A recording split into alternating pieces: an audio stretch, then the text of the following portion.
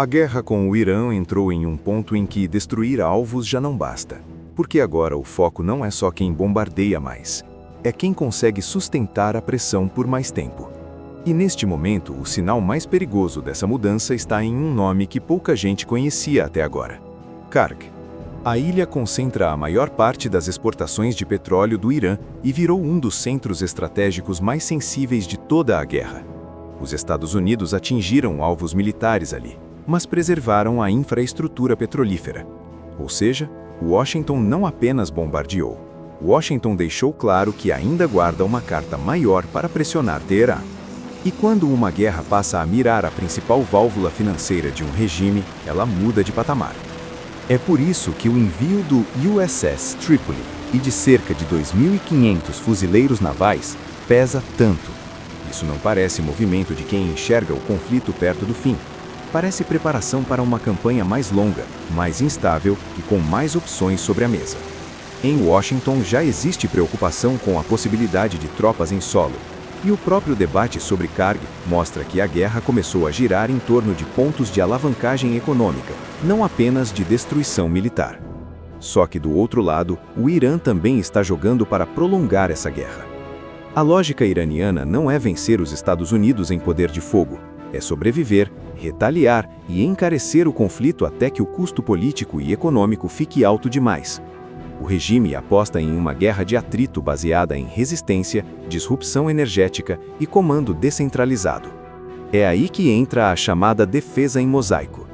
A estrutura iraniana foi desenhada para continuar operando mesmo depois de ataques devastadores contra a liderança central.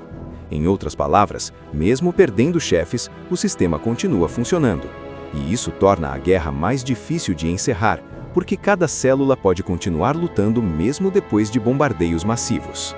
E essa descentralização cria um segundo problema.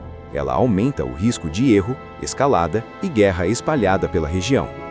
Israel já percebeu isso.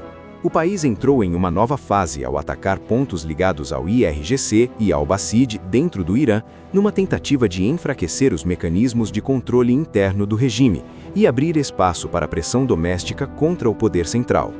Mas ainda não há sinal claro de ruptura.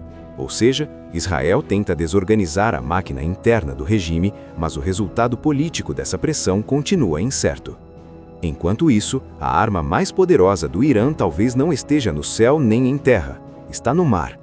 O Estreito de Hormuz segue amplamente bloqueado, e é por ali que normalmente passa uma parcela gigantesca do petróleo e do gás natural liquefeito do mundo. Isso transforma a guerra em um problema global.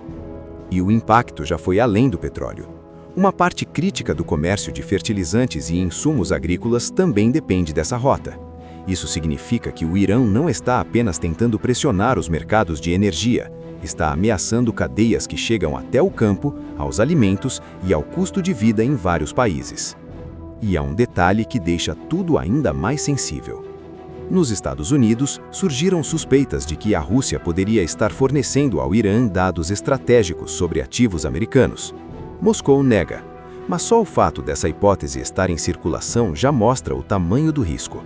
Porque quando uma guerra começa a atrair suspeitas de apoio indireto entre grandes potências, ela deixa de ser apenas um confronto regional.